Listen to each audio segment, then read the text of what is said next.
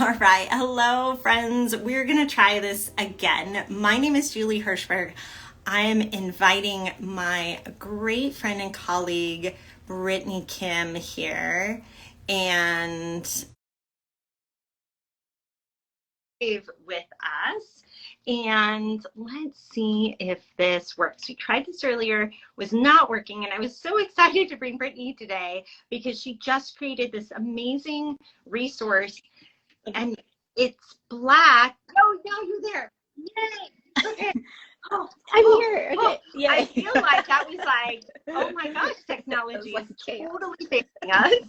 We just had to like end the mission and start all over again. So, yay, you're here. So welcome everyone. If we haven't met, my name is Julie Hirschberg, the owner, founder of Re+active Therapy and Wellness here in LA. And as I was saying, we are joined by the amazing Brittany Kim, who is our education coordinator here, ortho therapist with a neuro heart, runs our orthopedic residency here at Re+active, and really had this great idea for this resource, put it together, and already, I mean, I think it was like 150 people have already downloaded this resource. It's very popular because this is going to save you if you're an ortho PT. And so I'm really, really excited. Then the resource, I always get the name not quite right, but it's, you can download it. It's on our website, reactiveeducation.com.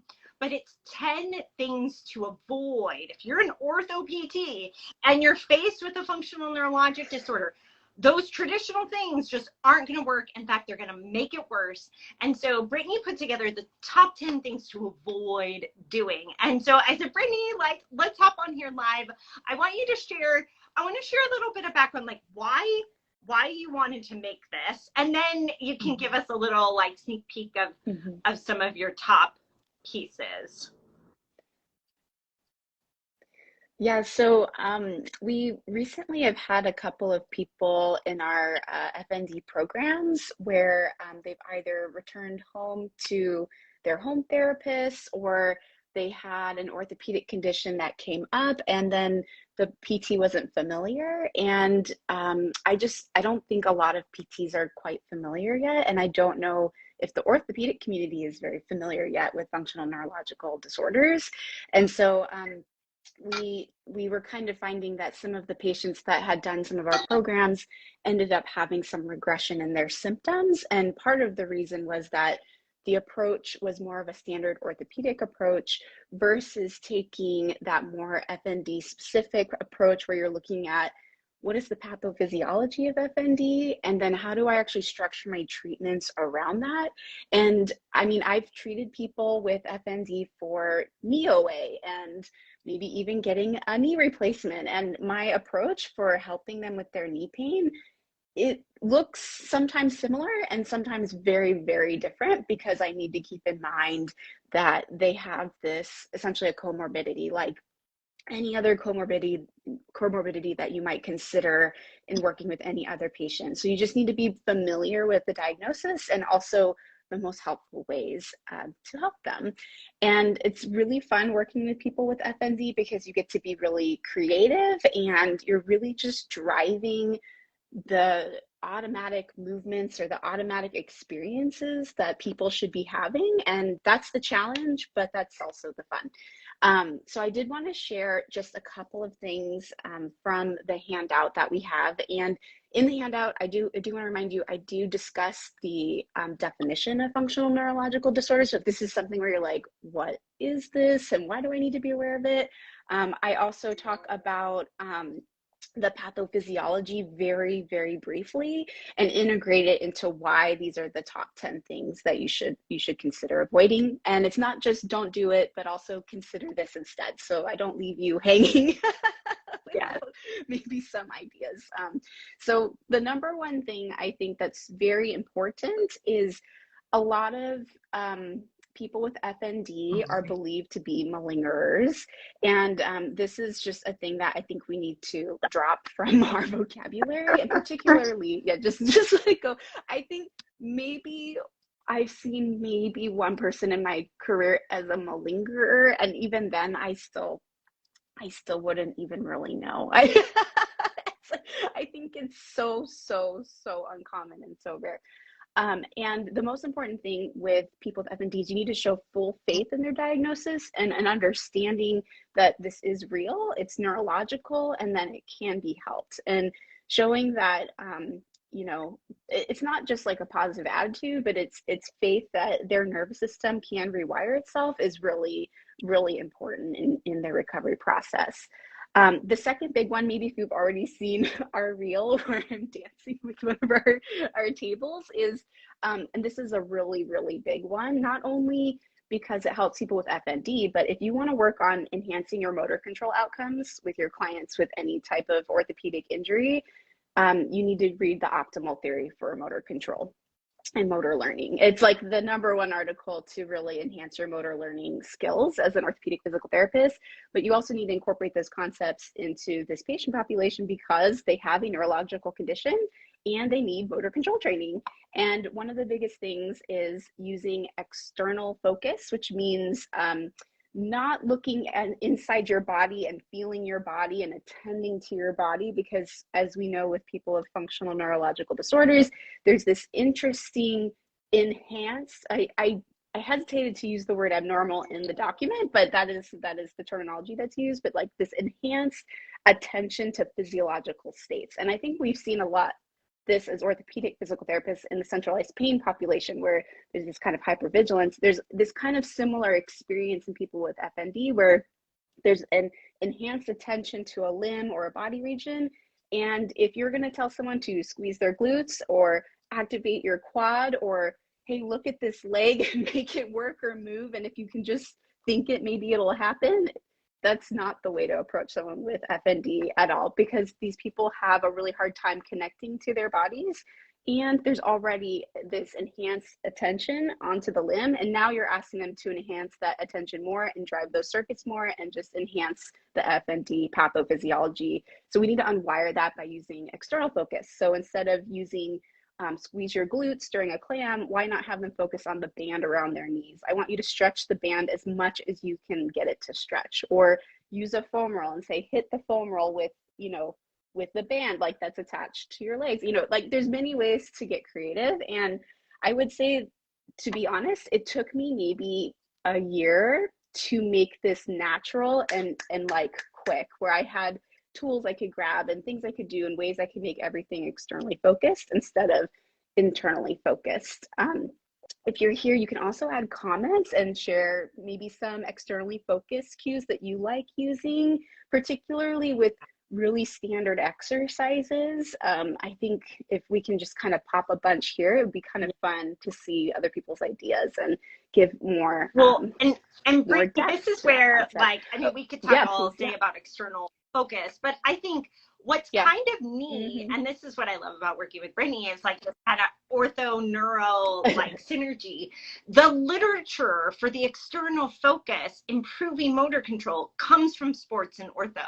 That optimal article really summarizes a lot of the great long history of literature in that world.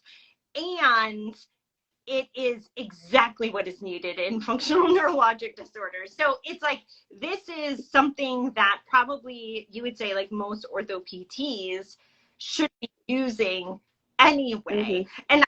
And I would say, if you don't want to, I gotta always bring Oliver Sacks back, if you don't want to actually cause a functional neurologic disorder after an orthopedic injury, because you kind of could actually, because that's like what Oliver Sacks, what happened to him, right? So if you actually drive more attention to the body part, and there's already some of those brain circuitries have gone awry, I think we could prevent some of these things from occurring. A lot of functional neurologic disorders and other things happen after a physical injury. So, this is again, like Brittany's PSA, like public service announcement, like don't keep contributing to the dysfunctional circuit, right? And Aspen asks, will this be available to watch after? Yes, great question, Aspen. This will be available. We'll have it up on our Instagram, but I also send it out all of our videos every week in our newsletter. So if you are, which I think you are, Aspen, part of our newsletter, you'll get a link to this as well. But yeah, if your internet's not working, we will get you the video. So you had, number one was, No, don't assume they're malingering, because they're not. Yeah, they're please, never just malingering. I'm sorry, it just doesn't come up. Yeah. And I do want to go back to that, because I know it can feel that way when, like, we do testing, like even using an external focus, and suddenly someone who says I can't move my leg just moves it spontaneously. This is an example of they are not faking it. It's just that they stopped attending to the fact that they don't have the ability to move, and then their leg did it anyways, right? Like the way it was supposed to, through automatic movement. And so that's actually a visual representation of the circuit problem that you're seeing them experiencing. So I know it might look that way from a traditional sense, but it is actually not. And there's fMRI imaging to show that is absolutely not true. And then the third thing that I wanted to pick, I kind of changed my mind today, Julie, about which one, and that is don't assume that their pain is all in their brain, or that it's functional. I feel like as orthopedic therapists, it can feel a little overwhelming seeing someone with functional neurological symptoms, because sometimes they are wide. I mean, it could be almost anything really, and it can happen intermittently. So sometimes it's there, sometimes it's not. And so it does feel like, wow, a lot's going on here. But I think it's really important to do your due diligence and to assess those individuals. If you think there actually is an orthopedic problem, you should assess them, and you should see, hey, maybe this person has knee OA. And it sounds like knee OA, it probably is knee OA, right? But then this is where you have to be really mindful, is how are you going to do your testing? Like if there's functional paralysis, right? Or, even like, how are you going to give those results to that person, right? Because you still need to really have that faith in their diagnosis, and you need to like share that, look, I'm finding there's also this orthopedic thing that we can treat, right? So it's really making sure that you're not saying, well, now you got a knee problem, and let's just keep focusing on how this knee has some really bad degenerative OA, right? Like, let's just not add to the circuitry, right? Like you need to present it in a way that is manageable, it's recoverable. And, if it needs surgery, then, do your due diligence and, talk to the surgeon and coach your patient. But I did want to talk about that because it's tricky when you are trying to test for things from an orthopedic standpoint, not draw too much attention, get the data you need, and do it in a way that, is supportive and helpful for your patients. But yeah, don't assume that just because they have pain that's there and not there, that it might not be orthopedic. You should. I actually feel like more times than not, we do find some orthopedic issues that are either contributing, that's why it's part of our pie chart, right? Or it's just like, just like many of us, we also have this, and it might be a piece of the puzzle too. But that's not the only piece, right? So it's that and the other things. And there's been a lot of literature coming out now, not to complicate the picture for orthotherapists anymore, but oftentimes FND overlies another even neurologic disorder. MS is a common one. Parkinson's is a common one. And you'll see components of both of those. And the thing is, FND is no less real than the knee arthritis. It's no less real than MS. It is a neurologic disorder that is centered in the brain circuitry. It's an absolute real thing. it was called, maybe some people called it malingering. Maybe people called it hysteria because they just didn't understand. And that's the cool thing about neuro and the brain, is just we're learning so much more. And I think that to me is like one of the biggest take homes from this great download. By the way, if you don't have it already, you can download it at reactiveeducation.com. The great download that Brittany put together was top 10 things to avoid, kind of going through these common myths and debunking them and giving you an alternative. So also, if you're a person with FND, you're struggling to find a provider, maybe you had a hip surgery and you're going to an orthopedic provider, this would be a great resource to share with that provider if they're not familiar with FND. I know we talk to other providers a lot of the time. Maybe they've done a program with us and then they're working with somebody else and we're kind of educating. This would be a really great tool, also if you have FND, to bring to a provider. And then you could be like, hey, let's stop telling me to squeeze my glutes, right? Yeah. Yeah. Yeah. Yeah. And I forgot to say that the download, I don't know if you already shared this, Julie, but it comes with the optimal theory for motor learning article. So you don't have to find it. It's there and you can read it.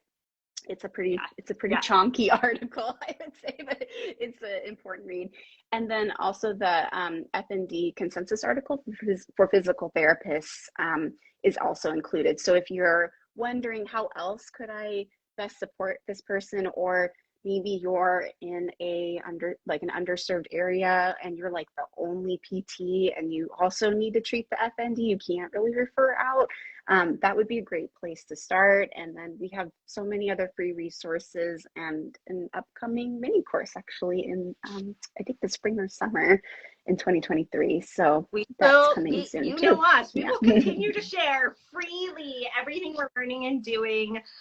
This is just our latest resource, 10 things to avoid doing if you're ortho PT working with somebody with FND. And of course, you don't have to be an ortho PT. You can be an OT, a psychologist, a pediatric PT. I don't care where you are. If you're new to functional neurologic disorders, this is a really, really great resource, and it's totally free. So it's at reactiveeducation.com. And thanks for mentioning, when you sign up for it, you'll get an email with the handout. You could share it freely, and it includes the optimal article and the consensus statement for physical therapists. So lots of great resources to get you started. And thank you, Brittany, for creating this, because I just think it's like such a simple and easy thing to like really quickly like read. It's like one page. Yeah, one page. Super easy to read, implement, and I think will really help you on your way to having better outcomes with people with FND. So thank you, Brittany. Thanks for joining me tonight. I'm glad we made it. We got the technology to work, and thanks for also just being a part of our team and being your brilliant self. So thank you. All right. Good night, everybody. Thanks for joining us. Bye.